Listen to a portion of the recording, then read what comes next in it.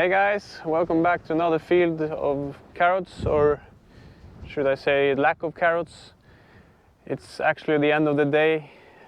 We have just finished up this field, 1.5 hectares. Took us 2.5 days approximately. Struggled a little bit with the weeds, but now we are through it, and tomorrow we'll start on the next one. So the idea behind this episode was to give you a review of how the machine works and how we do things around when we harvest. So I made some shooting while we were harvesting, but I will try to explain a little bit. The first thing that happens is for me to focus enough to get the growth of the carrots between these 2 points so they can attach to the rubber strap and transfer up into the chamber and get rid of the residue. But before that happens, they transfer up to here, and these finger cleaners, they are spinning around and loosening up the soil and the roots a little bit so it's easier for the carrots to get rid of that. Then they are transferred into what we call the chamber, and several things are happening here. First of all, we have some spinning knives on top here that cuts the residue of the carrot and leaves it behind. Then the carrots land on the bottom here on what we call the star cleaners. They shakes up the roots and helps it to get rid of even more of the soil.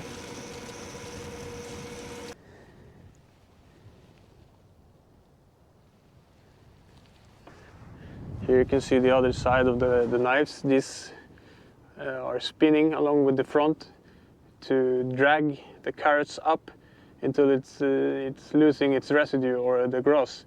So it's not actually cutting it, but it's pulling it off.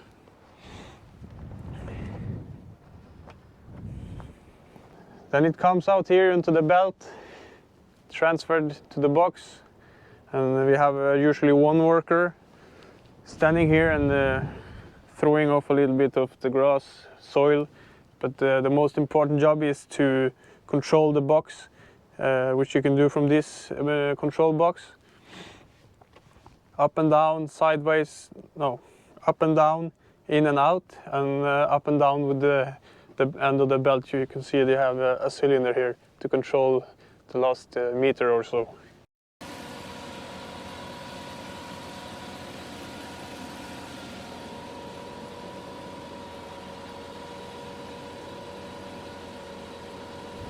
So that's pretty much how this machine works.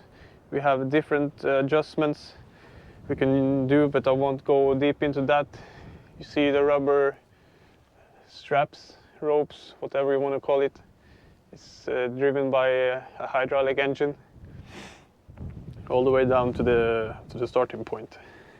Forgot to mention that it's driven by a separate hydraulic tank, which is driven by this PTO gearbox, and the oil for this control unit, the belt, whatever, it's run by the tractor. So that's separate unit for the machine, and a tractor unit, or the tractor, is running the belt adjustments.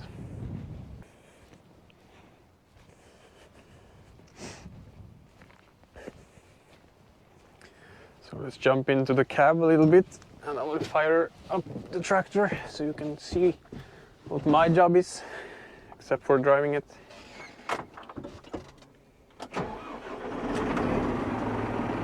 Alright, so this is my control unit. This button is manual or automatic speed on the rubber strap. I can adjust with these wheels how much I want. It's only working on manual now, but normally it works on automatic too. And I can also steer the box. So what I'll do then is to wait for the worker to scream full, Almost there now.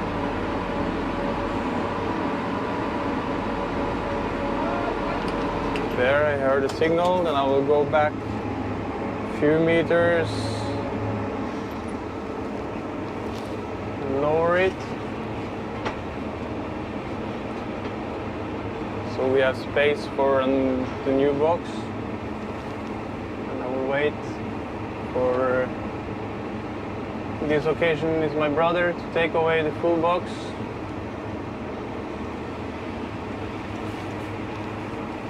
And the worker will lift up the box, and I will try and put the plate exactly under the box. Lift up again.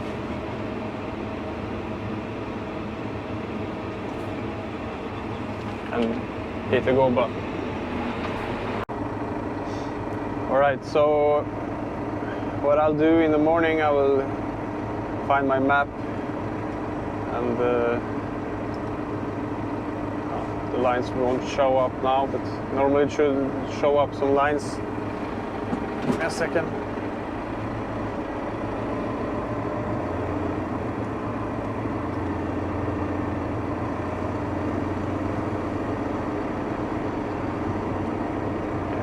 There you see all of my lines.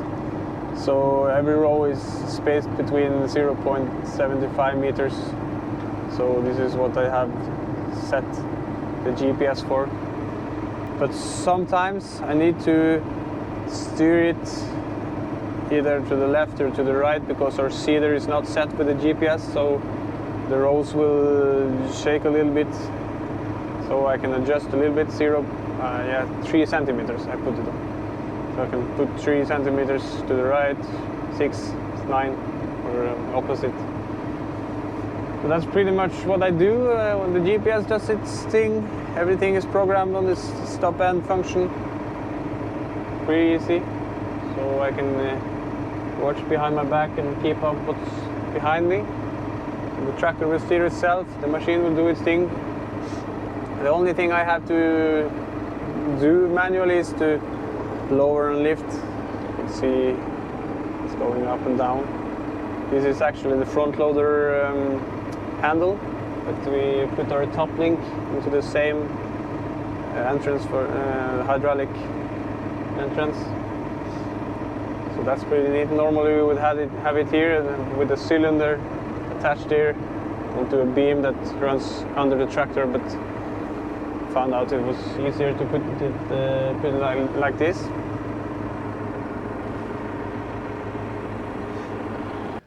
So this is a Asa Lift. It's a Danish company that produced this harvester. You can get various vegetable harvesters, onions, whatever, cabbage. So I believe, don't shoot me if I'm wrong, but I believe the machine is 18 years this year. So yeah, it's starting to be a little bit old, things wearing out, steel's cracking, some things are rusting, but it works for now. In the end we will have to think about either replacing it with a new one or take it all apart and redo everything. So if you saw one of my previous videos, you saw that we were servicing this. Then we were replacing the harvester unit with this unit. This is what we call the top lifter, and we have another unit designed for the Swedes. So when we are done with the carrots, we will change back to the Swede unit.